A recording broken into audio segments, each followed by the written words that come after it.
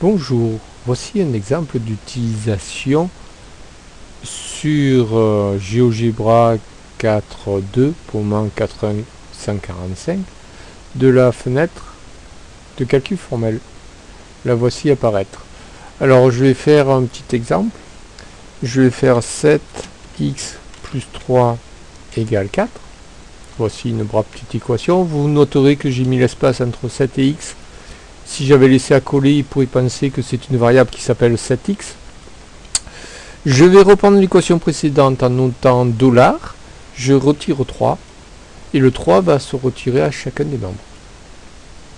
Je vais diviser par 7 les deux membres de l'équation précédente.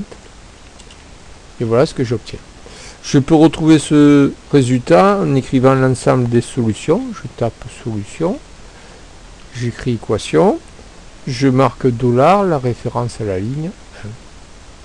L'équation était en ligne 1. Voilà l'ensemble des solutions. Alors je pouvais aussi écrire cet ensemble des solutions dans la zone d'algèbre, la zone qu'on avait l'habitude d'utiliser avec GeoGebra A4. Alors je vais écrire S, 2 points égales reçoit, ça va transférer les variables du calcul formel vers des variables de la zone GeoGebra classique. Je vais retaper solution de l'équation qui se trouvait en ligne 1. Voilà, elle est arrivée là-haut, l'ensemble des solutions. Qu'est-ce que je peux faire d'autre? On peut s'amuser beaucoup. On peut faire x au carré, on va taper correctement, x au carré moins 4. Celui-ci, on veut résoudre son équation. Alors on peut taper aussi directement là ici. Et ça nous donne la forme de résolution avec x. Si on ne veut pas x, on va marquer solution. Solution de ce qu'on avait dans la ligne 6. Il ne veut pas les solutions de ce qu'il y avait dans la ligne 6, c'est normal, parce que dans la ligne 6, il n'y avait pas d'équation. On va lui écrire d'équation. Et est-ce que là il va être d'accord? Là il est d'accord.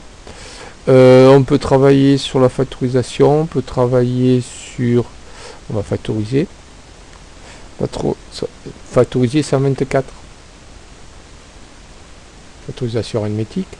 On va factoriser x carré moins 5 x plus 6. On va factoriser. On peut développer, on peut mettre des dénominateurs en commun, on peut faire un tas de choses. On peut calculer des dérivés.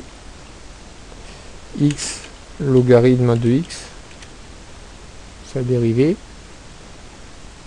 elle est là. On peut s'amuser aussi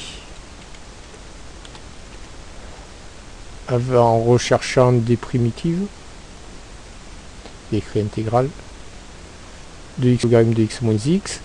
On peut résoudre des systèmes d'équations. On va faire résoudre. Alors, vous voyez, liste d'équations, liste de variables. On va faire x plus y égale 3 et x moins y égale moins 1 pour les deux équations, virgule, les deux variables, x, virgule, y. Et voilà les solutions, x égale 1, y égale 2. Alors on peut s'amuser à d'autres choses aussi. Résoudre A, x carré, plus b, x, plus c, égale 0. Par défaut, il prend la variable x, et il nous donne quelque chose d'assez joli. On peut le mettre là. Qu'est-ce qu'on peut lui faire faire encore? On va lui faire résoudre l'équation x carré moins y carré égale 0. Et les solutions, on va les appeler S1. Vas-y. Et les solutions sont arrivées là-haut. Si elles sont arrivées là-haut, y égale x et x plus y égale 0 sont des équations de droite. Je vais faire afficher ces droites et vous les voyez arriver sur la zone d'algèbre. Est-ce qu'on peut transférer de la zone d'algèbre sur le calcul formel? Ben oui. Je vais prendre AB égale 14. Je le définis de manière traditionnelle dans la zone de saisie. Il arrive là-haut. Je vais le récupérer ici, le AB. Je vais le multiplier par 5. Et ça fait bien 70.